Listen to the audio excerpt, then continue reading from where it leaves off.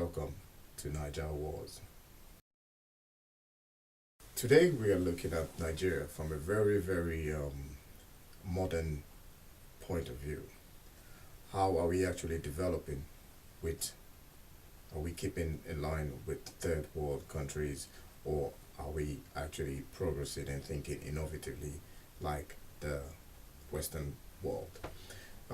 We're looking at Nigeria from a crucial point of view. This is Naija Wars because there is a war on corruption. Why we're saying this is because if you look at the way things are happening today in Nigeria, we tend to realize that we are being held back by so many things. We haven't actually come to a specific conclusion as to what is actually holding us back, but we know categorically there are a few factors that are entirely specific and significant to why things are not happening the way they are supposed to be. Corruption obviously being number one on the list in my book. From your point of view, it might be something else. But if we look at a systematic failure in governance and in the way things are run in Nigeria, you can say that that is the reason why corruption is breeding, and is breeding seriously and growing this pest and these gremlins from the underground coming out to make things difficult for people. Well, Nigeria is a great country. It's a country, 150 million odd people living in one particular country, maybe even 160, but statistics will go with 150. That is a lot of people to start off with, and a lot of these people are living in a poor situation. Well, majority of the people in Nigeria are poor, if we want to call a spade a spade. We have this situation here where we have Naija Wars. Naija Wars is all about corruption, because there is a war on corruption. So how do we intend to fight this war?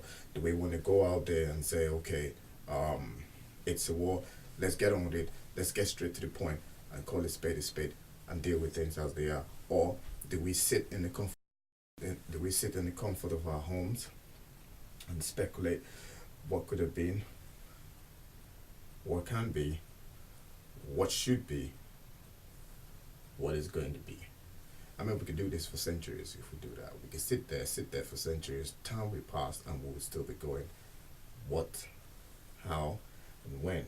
No, it's a war. We got to go into battle. How do you go into battle? Well, you identify your enemy, and then you come up with a plan and you say, hey, you know what? This is what the problem is. Let's sort it out. In this case, it's an intellectual war based on where I'm sitting. So if you're with me, that's fine. If you want to engage with us, don't forget, just drop us a tweet on Naija Wars, and we will take your tweet and engage with it and see how we can bring this to light with regards to what's going on back in Nigeria. For instance, take a look at this video. As you can see from that video, right, these 4 students were killed. Now, these students were killed specifically because a system failed them. It's not because the villagers got it wrong. No, it's because the system failed them. If that system was put in place right from the start to say this is not allowed, then that situation would have never happened. We need to understand some certain issues here before we jump into conclusions. That is based on the system failing people, not based on the fact that those villagers mobbed that guy, those students. They mobbed the students because to them it's accepted, it's what they know how to do. Subconsciously it's been imprinted in them, and nobody has actually come out and told them that this is wrong. So they will go about and do that kind of stuff and continue to do it until somebody says this is wrong. This is why we have Naija Wars. If you're with us in Naija Wars, make sure you get in tune, make sure you get with the program, make sure you understand this is Naija Wars because there is a war on corruption for no other reason but the reason why there is a war on corruption.